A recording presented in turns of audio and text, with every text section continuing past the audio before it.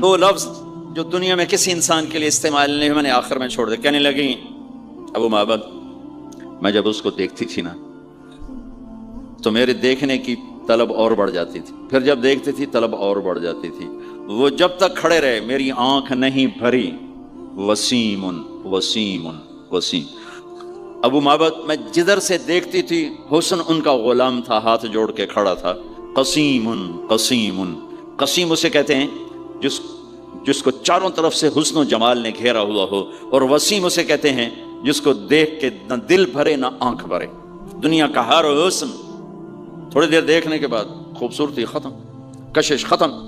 ایک ہستی کائنات میں آئی ہے میرے اور آپ کے نبی, جن کو جتنا دیکھا جاتا تھا دیکھنے کا شوق بڑھتا تھا. ام عائشہ بیٹھی کپڑا سی رہی تھی, سوئی گر گئی, تھوڑا سا اندھیرا نظر نہیں آ رہی. ہمارے نبی کمرے میں انٹر ہوئے تو آپ کے چہرے کے نور سے سوئی چمکنے لگی تو آپ نے سوئی کو اٹھایا ہے. یہ میرے نبی کا ظاہر ہے جو اللہ نے اتنا خوبصورت کر کے بنایا. پھر یہیں ہمیں زندگی کی خوبصورتی بھی ملی کہ زندگی خوبصورت ہو. زندگی خوبصورت ہوتی ہے رویوں کے ساتھ. پہلا رشتہ خامند اور بیوی ہے, پھر اولاد ہے, پھر آگے رشتے بنتے ہیں, ماں باپ ہیں. یہ سارے رشتے یہ اس زندگی سے بنتے ہیں جو میرے نبی ہمیں سکھا کر گئے. آپ بطور, کیونکہ آپ نے باپ تو دیکھا نہیں, ماں کو دیکھا ہے, اور ماں کے ساتھ زیادہ عرصہ نہیں رہے, صرف 6 سال رہے ہیں. تو ماں کے ساتھ کیا ہونا چاہیے؟ ماں کے ساتھ سلوک ہوگا تو ماں دعا دے گی نا. باپ کی خدمت کرو گے تو باپ دعا دے گا نا. آنکھوں میں آنکھیں ڈال کے بات کرو گے تو زندگی باپ کو تو نیند نہیں آئے گی, ماں کو تو نیند نہیں آئے گی. ماں باپ میں سلوک و اولاد لڑ کے بیٹھی ہو تو ماں باپ کو تو نیند نہیں آئے گی. بیوی بدتمیزی سے بات کرے تو خامند کے نیند اڑ جائے گی, خامند بدتمیزی کرے تو بیوی کی نیند اڑ جائے گی. تو یہ کہاں سے زندگی ملے گی؟ میرے نبی کے دروازے پر جاؤ, وہاں پتہ چلے گا کہ زندگی کیسے گزاری ہے. تو آپ نے اپنی اس تمنا کا اظہار کیا, کاش میری ماں زندہ ہوت تو میں اس کی ایسی خدمت کرتا. میں عشاء کی نماز کے مصلی پہ کھڑا ہو کر ہاتھ باندھے سورۃ فاتحہ پڑھ رہا تھا, الحمدللہ رب العالمین. ادھر سے ایک میرے گھر سے آواز آتی, محمد. میری ماں مجھے پکارتی محمد, تو میں نماز توڑ کے کہتا لبیک یا اماں. ماں جی میں حاضر ہوں, ماں جی میں حاضر ہوں. زندگی کو خوبصورت بنانے کا ماں باپ کے لیے طریقہ کہ اولاد ماں باپ کی آنکھوں کی ٹھنڈک بنے. یہ بچے ہمارا سب سے قیمتی سرمایہ, اور انہی پر سب سے بڑا ظلم ہوتا ہے. سب سے بڑا ظلم ہے آج کے ماں باپ کا 3 سال کے بچے کو اسکول ڈالنا. سب سے بڑا ظلم ہے. وہ روتا ہوا جاتا ہے, روتا ہوا آتا ہے, اور ماں باپ سے اس کی محبت کی تار کٹتے جاتے ہیں, کٹتے جاتے ہیں, کٹتے جاتے ہیں. 7ویں سال میں وہ بدتمیز ہوا پڑا ہوتا ہے. اب مائیں پریشان ہیں, بچے بدتمیز ہیں, بچے بدتمیز ہیں, کیونکہ ماں نے گود نہیں دی. جو ٹائم ماں نے دینا تھا وہ دے دیا اسکول کو. اور ہمارے اسکول کاروباری ادارے ہیں, علمی ادارے نہیں ہیں, کاروباری ادارے ہیں. میرے ملک کا یہ روگ ہے کہ یہاں کا وکیل بھی کاروباری ہے, یہاں کا ڈاکٹر بھی تاجر ہے, یہاں کا وکیل بھی تاجر ہے, یہاں کا جج بھی بک جاتا ہے, اور یہاں کا اسکول اور کالج بھی کاروبار ہے. 3 سال کا بچہ جب ماں باپ سے دور ہوتا ہے, روتا ہوا جاتا ہے, روتا ہوا تھا, تو وہ ماں باپ سے دور ہو جاتا ہے. اس کے اندر نفرت پیدا ہونی شروع ہو جاتی ہے. سر اٹھا جو ہی وہ سر نکالتا ہے تو وہ ماں باپ کا نافرمان ہو جاتا ہے, بدتمیزی کرتا ہے, لڑتا ہے, جھگڑتا ہے, کیونکہ ماں اور باپ نے ٹائم نہیں دیا. اور پھر اس موبائل نے ہماری زندگی, گھر کی زندگی تباہ کر دی ہے کہ بچہ آ کر ماں سے بات کرتا ہے, ماں موبائل کو دیکھ کے بچے سے بات کر رہی ہوتی ہے. وہ باپ سے بات کرتا ہے, وہ اپنے موبائل میں, اور بچے سے بات کرتا ہے. یہ اس بچے کی عزت کو ذبح کر دینے والی بات. آنکھ سے آنکھ ملانا عزت دینا ہے. میرے نبی پاک صلی اللہ تعالی علیہ وسلم کی طرف جب جب کوئی آپ کو بلاتا نا یا رسول اللہ آپ سے, تو مثلا یہ ہماری مجلس ہے, ادھر بھی لوگ ہیں, ادھر بھی لوگ ہیں. اب مجھے کوئی ادھر سے بلائے تو میری تو اتنی گردن مڑے گی, کوئی ادھر سے بلائے میری اتنی گردن مڑے گی. لیکن میرے نبی پاک صلی اللہ علیہ وسلم کو ادھر سے جب کوئی آواز دیتا یا رسول اللہ, اب یوں نہیں کرتے تھے, ہاں جی دسو کی گل ہے, اب پورا یوں کرتے تھے ایسے. بولو میرے بھائی کیا بات, سبحان اللہ. آپ کو ادھر سے کوئی بولا تھا یا رسول اللہ, تب ایسے نہیں کرتے تھے, ہاں جی بولو. اب پورا ایسے مڑ کر پھر فرماتے جی فرمائیے کیا بات.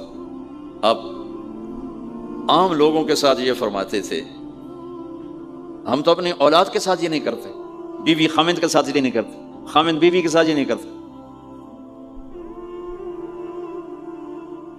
تو وہ ایک گیپ پیدا ہو جاتا ہے، ایک فاصلہ پیدا ہو جاتا ہے. تو میرے نبی نے بتایا کہ ماں باپ کے ساتھ کیا کرنا ہے، کہ میری ماں ہوتی تو میں نماز ہی توڑ دیتا اس کے لیے. حج کا سفر 70,000 کا مجمع تقریباً جمع ہو چکا ہے ابوا پہنچتے پہنچتے، اور آپ ایک دم اونٹنی کا رخ موڑ پہاڑوں میں چلے گئے. میری زندگی سفروں میں گزری ہے، ان میں خوبصورت ترین سفر میرا وہ ہے جو میں نے حضرت اماں آمنہ کی قبر پہ حاضری تھی. پہاڑوں کے اندر آپ اندر تشریف لے گئے، مجمع بھی ساتھ ہو گیا، کدھر جا رہے ہیں؟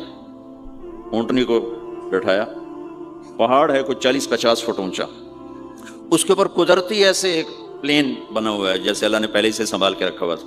اب تو انہوں نے قبر کا نشان مٹا دیا ہے. تو ماں کی قبر کے سرہانے تشریف لے گئے اور گھٹنے اٹھائے، ہاتھ یہاں رکھے اور سر گھٹنوں میں دیا ایسے. یہ پوزیشن ہے چھوٹے بچے کے رونے کی. جب وہ رونا چاہتا ہے تو پھر اپنے پاؤں اٹھا کر یوں کرتے.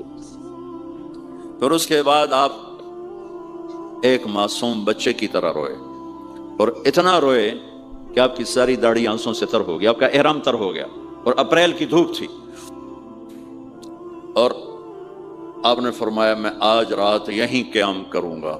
میں وہاں گیا ہوں، وہاں 2 آدمی نہیں ٹھہر سکتے. میرے نبی نے کہا میں یہیں ٹھہروں گا. آگے کوئی 6-7 میل دور انتظام تھا حاجیوں کے اس قافلے کے ٹھہرنے کا. کچھ لوگ چلے گئے ہوں گے، لیکن آپ نے وہ رات اپنی ماں کے سرہانے گزاری. اور میں جب وہاں پہنچا تو مجھے چونکہ سیرت پڑھی تھی تو مجھے چشم تصور میں وہ نظر آ رہا تھا. حضرت آمنہ کی عمر صرف 25 برس تھی اور ہارٹ اٹیک ہوا اچانک، بولا نہیں جا رہا. اور اللہ کے نبی ماں کو دیکھ کے گھبرا رہے ہیں کہ کیا ہوا، 6 سال کا بچہ پہلی موت دیکھ رہا ہے، وہ بھی ماں کی. تو مجھے ہارٹ اٹیک ہوا تو بولا نہیں جاتا. بلا رہے ہیں، بولا نہیں جا رہا، آواز نہیں نکل رہی. تو بلا رہے ہیں، ام ایمن بھی ساتھ ہے، آواز نہیں نکل رہی. لیکن بجھنے سے پہلے شمع کے جو بھڑکتی ہے 2 لفظ بولے، کل حی میت و کل جدید بال وقد ولدت طہرا. میرے بچے، ہر جوانی ڈھلتی ہے اور ہر زندگی موت کا نوالا بنتی ہے. مجھے لگتا ہے میرا وقت آ گیا ہے، لیکن میں ایک ایسے بچے کو چھوڑ کے جا رہی ہوں جو ساری دنیا کو پاک کر دے گا. پاکیزہ چھوڑ کے جا رہے ہیں. تو پتھروں میں ہی دبایا، کوئی کھودنے کا تو انتظام ہی نہیں تھا. جب پہاڑ سے نیچے اترے تو اللہ کے نبی نے ایک دم ہاتھ چھڑایا، دوڑ لگائی اور پھر پہاڑ پہ چڑھ گئے. تو ام ایمن آپ کی ماں ہے، دودھ پلا. 8 عورتوں نے میرے نبی کو دودھ پلا، ان میں ام ایمن بھی. وہ جب پیچھے گئیں تو ایسا منظر تھا جس کو دیکھ کر شاید زمین بھی رو رہی ہوگی اور آسمان بھی اور ابوا کے پہاڑ بھی. آپ ماں کی قبر پر ایسے لپٹ گئی، اپنے سینے کو پتھروں کے ساتھ اور یوں دونوں ہاتھوں سے پتھر لیے ہوئے تھے. جب آپ ام ایمن قریب آئیں تو آپ سنا تو آپ فرما رہے تھے، ماں جی آپ کے سوا تو میرا کوئی نہ تھا، آپ بھی مجھے چھوڑ کے چلی گئیں، میرے لیے آپ کس کی گود ہے؟ تو ام ایمن رضی اللہ عنہ نے اٹھانا چاہ کے، بیٹا اٹھو، تو آپ نے انکار کر دیا. تو میں نے کھینچ کے نیچے لائیں اور زبردستی لائیں اور اونٹنی پر بٹھایا. اور آگے 2 راتوں کا سفر تھا، وہ سب میرے نبی کے خاموش آنسوؤں سے آپ کا گریبان تر ہوتا گیا. اور آگے نہ کوئی خالہ ہے، نہ کوئی اور آسرا ہے، نہ باپ ہے. باپ اور ماں ہی بڑا سہارا ہوتے. دادا نے کفالت میں لیا 8 سال کی عمر میں، ان کا بھی اللہ ان کو بھی اپنے پاس بلا لیا. تو وہ سارا منظر میرے سامنے گھوم رہا تھا. اوپر سے سورج ڈوبنے والا تھا، تو عجیب کیفیات تھی، وہ میں بیان نہیں کر سکتا ہوں. کہ اللہ کی قسم، اگر آپ اور میں زندگی کو خوبصورت بنانا چاہتے ہیں تو اپنے نبی کی زندگی کو سیکھنا ہوگا، ان بچوں کو سکھانا ہوگا. ہم نے کوئی کاروباری کام نہیں کیا ہے کہ ہم اسے کوئی کاروبار کر رہے ہیں، کوئی پیسہ کما رہے ہیں، حاشا وکلا حاشا وکل. ہماری یہ نسل، ان کے ساتھ کاروبار کر رہا ہوں کہ یہ پروان چڑھیں اپنے نبی کی محبت کے ساتھ، یہ پروان چڑھیں اپنے حبیب کے نقش قدم پر چلنے کے ساتھ. ان کے اندر اللہ اس کے نبی کی محبت، ہر بچے بچی کے اندر اللہ نے اپنے اور اپنے حبیب کی چپ ڈال دی، اس کو نکالا نہیں جا سکتا. میں اس کو ایکٹیویٹ کرنا چاہتا ہوں کہ اللہ کرے ان کے جذبے اللہ کے نبی کے ساتھ جڑ جائیں. پھر ماننا آسان ہو جاتا، پھر اطاعت آسان ہو جاتی. جب محبت نہیں ہوتی تو اطاعت نہیں آتی. تو میرے بھائی بہنوں، زندگی کی خوبصورتی کا تعلق میرے نبی والے خوبصورت اخلاق کے ساتھ. پھر آپ نے بیویوں کے ساتھ کیا سلوک کیا؟ 2 مہینے چولہا نہیں جلتا، 2 مہینے کھانے کو کچھ نہیں ملتا. اور ہر بیگم قربان ہے، فدا ہے۔ 2 مہینے جس عورت کے گھر میں چولہا نہ جلے وہ خامد کا کیا حشر کرے گی؟ اور میرے نبی کے گھر میں 2 مہینے چولہا نہیں جل رہا ہے، خود بھی بھوک برداشت کر رہے ہیں، بیگمات بھی بھوک برداشت کر رہے ہیں۔ ایک رات حضرت عائشہ کے ساتھ لیٹے ہوئے تھے ایک ہی چارپائی پر، تو آپ کبھی یوں کروڑ بدلتے کبھی یوں کروڑ بدلتے، پھر ایک دم آگے بڑھے اور چارپائی کی لکڑی کے اوپر ایسے پیٹ کو ٹیک کر نیچے جھک گئے۔ تو عائشہ اٹھ کے بیٹھ گئے، یا رسول اللہ کیا ہوا؟ آپ سیدھے ہو کر فرمایا، عائشہ بھوک بڑی لگی۔ جس کے ہاتھ میں جنت کی چابی ہو، جو میرے نبی کا، میرے اللہ کا محبوب اور حبیب ہو، جس سے پردے ہٹا کر میرا رب کلام کر چکا ہو، جسے قاب قوسین او ادنیٰ کا مقام دے چکا ہو، اور جس سے آگے مقام محمود پر بٹھانے والا ہو، اور جس کی شفاعت سے جنت کا دروازہ کھلنے والا ہو، عائشہ بھوک بڑی لگی۔ تو عائشہ رونے لگی کہ یا رسول اللہ آپ اللہ سے بات کیوں نہیں کرتے ہیں؟ کہ نہیں عائشہ، اسی بھوک میں اللہ سے ملوں گا، مجھ سے پہلے جو نبی میرے ساتھی تھے وہ بھی اسی طرح چلے گئے، میں بھی ایسے ہی چلا جاؤں گا۔ اور اس کے باوجود بیویاں قربان ہو رہی ہیں، فدا ہو رہی ہیں۔ کس چیز نے باندھا ہوا تھا؟ میرے نبی کے سلوک نے، میرے نبی کے اخلاق نے۔ اللہ کی قسم میرے نبی کی شادیاں شوق کی شادیاں نہیں تھی۔ ایک حدیث سناتا ہوں، ما تزوجت وما زوجت الا بوحی من السماء نزل به جبریل۔ سن لو لوگو، میں نے جہاں شادی کی، میں نے جہاں بیٹی دی، پہلے آسمان سے وحی آئی، جبریل لے کر آیا، پھر میں نے شادی کی۔ تو یہ شوق کی شادیاں نہیں ہیں، زندگی سکھانے کی شادیاں ہیں، کیونکہ سب سے مشکل رشتہ خامد اور بیوی ہے، سب سے مشکل رشتہ خامد اور بیوی ہے۔ اس وقت طلاقیں کیوں بڑھ رہی ہیں؟ ایک تو یہ ہماری یہ جو فاسٹ فوڈ ہے، اس نے ہمارے اندر جو ایک نیچرل سسٹم تھا اسے ڈسٹرب کر دیا ہے، تو غصہ بڑھ گیا ہے، برداشت گھٹ گئی ہے، چھوٹی چھوٹی باتوں پہ گھر اجڑ رہے ہیں۔ پہلے یورپ میں سنتے تھے، اب یہاں پاکستان آج شادی ہوتی ہے 4تھے دن طلاق ہو رہی ہوتی۔ میں وہاں بیان کے لیے نکل رہا تھا مانچسٹر، تو میرے ساتھ جو گاڑی چلا رہا تھا، میں نے پوچھا آپ کیا کرتے ہو؟ لاہور کا تھا۔ کہا جی میں وکیل ہوں۔ میں نے کہا یہاں کوئی جھوٹے کیس ہوتے ہیں جیسے پاکستان میں؟ کہا جی نہیں، یہاں جھوٹا کیس کوئی نہیں ہوتا، جو بھی ہوتا ہے جنون ہوتا ہے۔ میں نے کہا یہاں مسلمانوں کے لڑائی جھگڑے آتے ہیں؟ کہا جی ہاں جی آتے ہیں۔ میں نے کہا سب سے زیادہ کیا جھگڑے آتے ہیں؟ کہا جی سب سے زیادہ طلاق کے آتے ہیں، طلاق طلاق طلاق طلاق۔ کہ نہیں سیکھا، زندگی برداشت کا نام ہے، برداشت کرنا سیکھا نہیں۔ میرے نبی نے 11 شادیاں کی، ہر قسم کی عورت کے ساتھ شادی کی، خاندان کے اندر، برادری کے اندر، اور خاندان برادری سے باہر۔ یہی 3 نسبتیں ہیں۔ اپنے خاندان میں قریش، تو آپ کی کئی بیگمات قریش، حضرت عائشہ، حضرت حفصہ، حضرت زینب، حضرت ام حبیبہ، یہ سب قریش ہیں۔ قریش سے باہر حضرت میمونہ، حضرت جویریہ، یہ قریش سے باہر ہے برادری۔ پھر برادری سے بھی باہر شادی کی، یہود، حضرت صفیہ یہودی کی بیٹی ہیں، ان کے ساتھ شادی کی۔ ہر نسل سے شادی کی، اوپر والے کا نظام ہے۔ اپنے سے مالدار حضرت خدیجہ، اپنے برابر ام سلمہ، ام حبیبہ، اپنے سے کم فخر میں جویریہ، صفیہ، اپنے سے غربت کے ساتھ نہیں۔ عمر سے بڑی کے ساتھ شادی کی حضرت خدیجہ، ہم عمر کے ساتھ شادی کی حضرت سودا، عمر سے کم سے شادی کی حضرت عائشہ، بیوہ سے شادی کی حضرت خدیجہ، مطلقہ سے شادی کی حضرت زینب، کماری سے شادی کی حضرت عائشہ۔ جتنی بھی نسبتیں کسی عورت کی بن سکتی ہیں، ان سب میں اللہ نے آپ کو استعمال کر کے زندگی گزارنے کا طریقہ سکھایا۔ تیز مزاج کے ساتھ شادی کی حضرت حفصہ رضی اللہ تعالیٰ عنہ، مزاج میں تیزی تھی۔ حضرت عمر رضی اللہ تعالیٰ عنہ کی بیٹی، مزاج میں شدت تھی، زندگی گزار کے دکھایا۔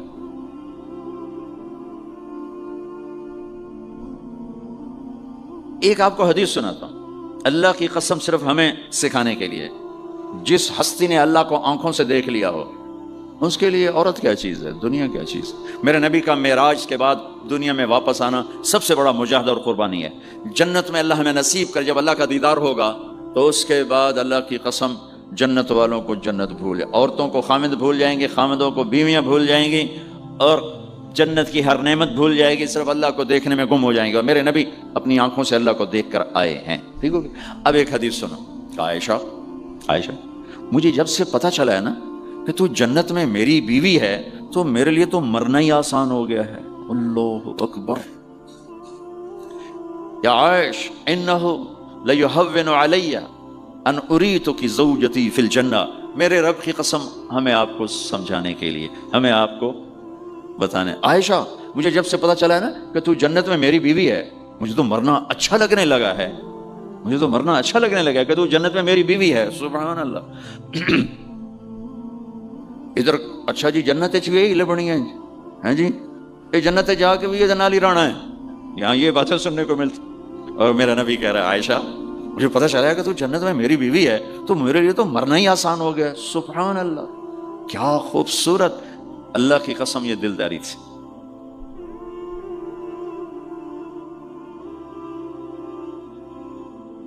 سب سے مشکل رشتہ خامند اور بیوی ہے. سینکڑوں آیات اس کے لیے اللہ نے اتاری. ماں باپ کے لیے چند آیات، اولاد کے لیے چند آیات، بہن بھائیوں کے لیے چند آیات ہے. خامند اور بیوی کے لیے قرآن پڑا ہے، پوری سورت اتاری ہے، وہ سینکڑوں آیات اتاری. چونکہ ایک اس رشتے کی اہمیت، ایک اس کی نزاکت اور کمزوری کہ کوئی رشتہ ٹوٹتا نہیں سوائے خامد اور بیوی کے. میں ماں کا بیٹا ہوں، باپ کا بیٹا ہوں، اچھا ہوں یا برا ہوں انہی کا.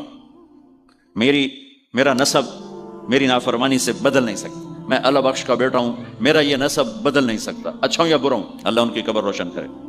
خامد اور بیوی کا رشتہ ایک بول پہ ٹوٹ جاتا ہے، ایک بول پہ ٹوٹ جاتا ہے. اس لیے اس کو بچانے کے لیے آیات آیات آیات. اور میرے نبی کی شادیاں کہ کس طرح ایک گھر کو لے کے چلتے ہیں، کس طرح ہر مزاج کی عورت کے ساتھ سلوک کرتے ہیں. جہاد کا سفر، کاروباری سفر نہیں میرے نبی کا. اور چلنے لگے، اعلان ہوا کوچ کرو. سب نے سواریاں کس لیں، سامان کس لیا. یوں چلنے کا حکم ہو رہا ہے. اور حضرت عائشہ رضی اللہ نے اپنا یوں دیکھا، اونٹنی پہ بیٹھ گئی تھیں. ہار کوئی نہیں. یا رسول اللہ میرا تو ہار کوئی نہیں، میرا ہار گم ہو گیا ہے، میرا ہار تلاش کریں، ہم پھر چلیں گے. تو میرے نبی کہتے تو بڑی آئی نواب زادی، میں جہاد تے بہ جانا، تینوں ہار دی پائے گی، چل اگو لگ. میرے نبی نے کہا چلو بھائی عائشہ کا ہار تلاش کرو. اللہ کی قسم میں جب یہ واقعات پڑھتا ہوں یا سناتا ہوں میں خود حیرت میں ڈوبا ہوتا ہوں کہ کیا کر دیا میرے نبی نے. جہاد کا سفر، اور میرے نبی کا ہار تلاش کرو بھائی. اب سارے ہار تلاش کر لیں. کچھ دن چھپ گیا، ہار کی تلاش تو بند ہو گئی اور سفر بھی بند، چونکہ اندھیرے میں کہاں جائیں گے.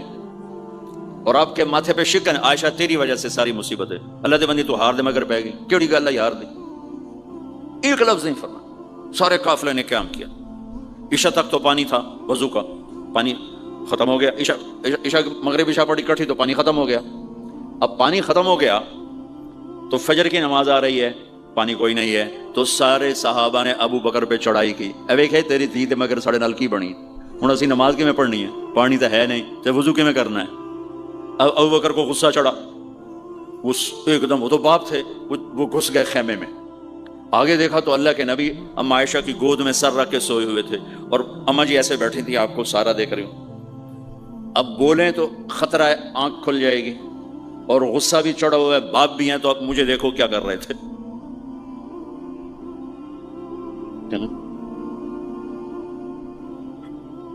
تیرے جو پھر یوں ماری زور سے انگلی بیٹی کے نا یہاں، پہلے یوں کرتے پھر ایسے ماری زور سے.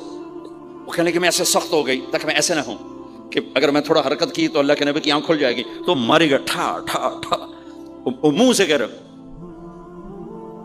اور وہ ایسا کر کے بیٹھی چمک، غصے میں باہر چلے. اب آپ کی آنکھ کھلی فجر پر. تو عائشہ نے کہا یا رسول اللہ وہ تو باہر تو بڑا مسئلہ ہو گیا ہے، پانی کوئی نہیں ہے اور نماز کا وقت ہو گیا ہے، وضو کیسے کریں. سبحان اللہ. اللہ نے قانون بدل دیا. دنیا میں پہلی دفعہ ہونے لگا ہے. 1,24,000 نبی آئے، پانی نہ علی وضو ہو سکتا ہے، اس کے علاوہ نہیں ہو سکتا. میرے اللہ نے قرآن اتارا فَإِن لَّمْ تَجِدُوا مَاءً فَتَيَمَّمُوا صَعِيدًا طَيِّبًا فَامْسَحُوا بِوُجُوهِكُمْ وَأَيْدِيكُمْ مِنْهُ. اچھا میرے بندو پانی مک گیا ہے، چلو مٹی چاہتے منہ تے مارو تے دوئی چاہتے ہتھاں تے مارو تے تمہارا وضو ہو گیا، چلو تیمم کرو اور نماز پڑھو. اب وہ جو سارے ابو بکر پہ غصے ہو رہے تھے عائشہ کہنے لگے واہ ابو بکر بھائی تیرے تو فعل کی کم بن گیا، تیری دھی دے تو فعل کی کم بن گیا. تو اسید بن حذیر پہلے ذرا زیادہ گرم ہوئے تھے. تو وہی ابو بکر تیرے گھر کی یہ پہلی برکت نہیں ہے، پہلے بھی بہت شمار برکتیں تیرے گھر کی تو فعل امت کو ملی ہیں. تو اللہ نے تیمم کی آیت اتار دی. حضرت عائشہ کو ڈانٹ پلانے کی آیت نہیں آئی کہ میرے نبی تیری بیگم کے ہار کی وجہ سے میرے دین کا کام رک گیا اور میرے بندوں کی نماز خراب ہو گئی اور ان کو پانی سے محروم ہونا پڑا. میں قربان جاؤں اپنے رب پر، اپنے حبیب پر، اس ماں عائشہ پر.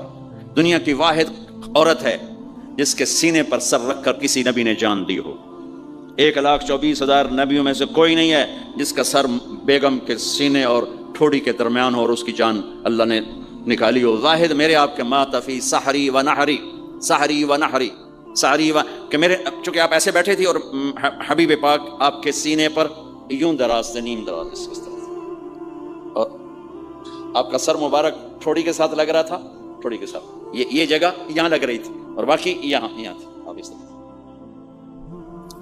اور واحد خاتون ہے جن کا حجرہ کسی نبی کی آرام گاہ بنا، ابدی آرام گاہ بنا. واحد اما عائشہ ہیں جن کے حجرے کو اللہ نے کسی نبی کے آرام گاہ بنایا.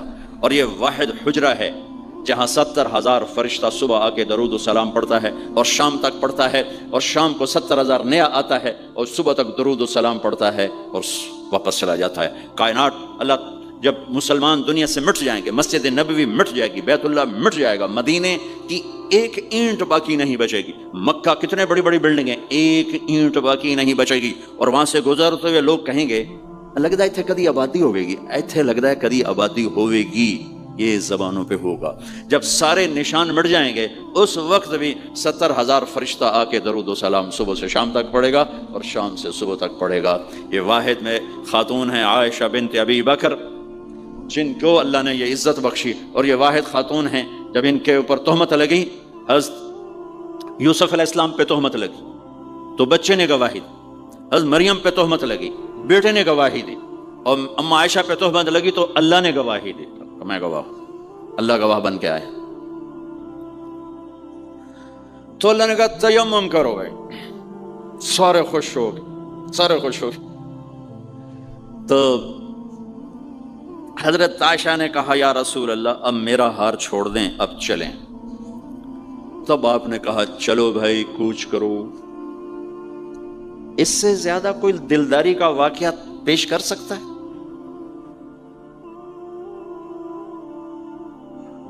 سبحان. اور جب اونٹنی کو اٹھایا گیا وہ ہار کا دھاگا ٹوٹا اور پھسل کے اونٹنی کے نیچے چلا گیا. وہ سارے کھبے سجے ویندے رہ گئے، ہار نیچے پڑا تھا. جب اونٹنی کو اٹھایا تو ہار نیچے سے نکلا تو صاحب نے کہا لے بھی عائشہ تیرا ہار بھی لب گیا. یہ دلداری ہے میرے نبی کی، یہ ہمیں سکھایا. کہیں عورتوں کی بدتمیزی بھی انتہا کو پہنچی ہوتی ہے اور اپنے گھر اجاڑ دیتی ہیں اپنی زبان کی شدت کی وجہ سے، اپنی بد اخلاقی کی وجہ سے. لیکن کوئی زیادہ معاملہ مردوں کی طرف سے خراب ہوتا ہے تو شریعت نے بھی اس کو زیادہ بیان کیا اور میرے نبی نے بھی اس کو اجاگر کیا. اور میرے نبی کی آخری تقریر، آخری خطبہ حجۃ الوداع کا صرف ایک رشتے کو بیان کیا، صرف ایک رشتے کو بیان. ہم کتنے رشتوں میں جکڑے ہوئے ہیں، ماں باپ، بہن بھائی، چاچا تایا، خالہ خالو، دادا دادی، نانا نانی، ساس بہو، کتنے ہم رشتوں میں جکڑے ہوئے ہیں. میرے نبی نے صرف ایک رشتے کا حق بیان کیا، استوصوا بالنساء خیرا. میں تمہیں تمہاری بیویوں کے بارے میں وصیت کر رہا ہوں، ان کے ساتھ اچھا سلوک کرنا. صرف ایک رشتے کو بیان فرمایا چونکہ یہ بنیادی رشتہ ہے، یہاں سے خاندان بنتا ہے. جب یہ ٹوٹ جاتا ہے اور ہمارا جوائنٹ فیملی سسٹم ہے تو کہیں ساس توڑ رہی ہے، کہیں سسر توڑ رہا ہے، کہیں نندیں توڑ رہی ہیں، کہیں خود خامد اپنی بے وقوفی کی وجہ سے توڑ رہا ہے، کہیں بیوی اپنی حماقت کی وجہ سے اس رشتے کو توڑ رہی ہے. ایک عورت آئی، ایک لڑکی آئی، یا رسول اللہ میری شادی ہونے لگی، میرے خامد کا کیا حق ہے میرے اوپر؟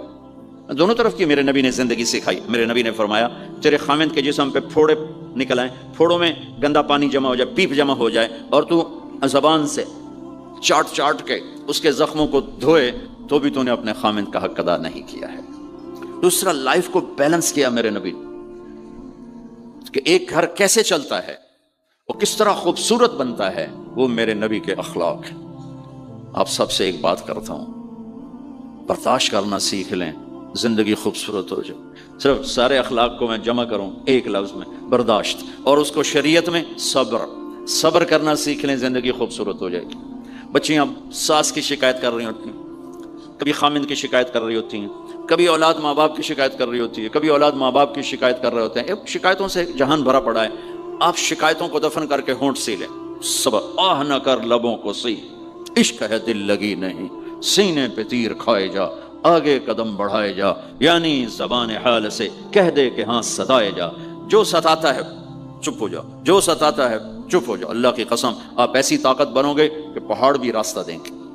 صبر انسان کی سب سے بڑی طاقت ہے. صبر انسان کی سب سے بڑی طاقت ہے. صبر انسان کی سب سے بڑی طاقت الٹا کے رکھ دیتی ہے چیزوں کو. چپ رہنا سیکھ، خاموش رہنا سیکھ، درگزر کرنا سیکھ. تو آپ دیکھیں گے آپ کی زندگی میں کتنا حسن آتا ہے، کتنی زندگی میں مٹھاس پیدا ہوتی ہے. غصہ نکال دینا وقتی ایک راحت ہوتی ہے، اور پھر شرمندگی اور ندامت کے سوا کچھ نہیں ہوتا. اور پی جانا، سہ جانا، یہ آپ کو ایک عظیم و شان ہستی بنا دے گا. آپ کی دعائیں عرش پہ جا ٹکرائیں گی.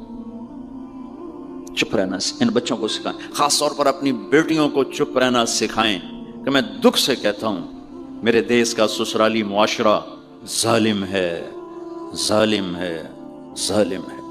اس میں نہ کوئی نمازی کی قید ہے، نہ بے نمازی کی، نہ دیندار کی، نہ بے دین کی، نہ کسی پردے والے گھر کی، نہ بے پرد گھر کی. سسرالی معاشرہ بہت ظالم ہے، بہت ظالم. جوائنٹ فیملی سسٹم عذاب بن چکا ہے، عذاب. پہلے ایک رحمت تھی یہ کہ سب کو اپنے حقوق حدود کا پتہ تھا. اب کسی کی زندگی میں دخل دینا یہ ہمارے اخلاق بن چکے ہیں. تو ہم اپنی زندگیوں کو خراب کر چکے، برباد کر چکے.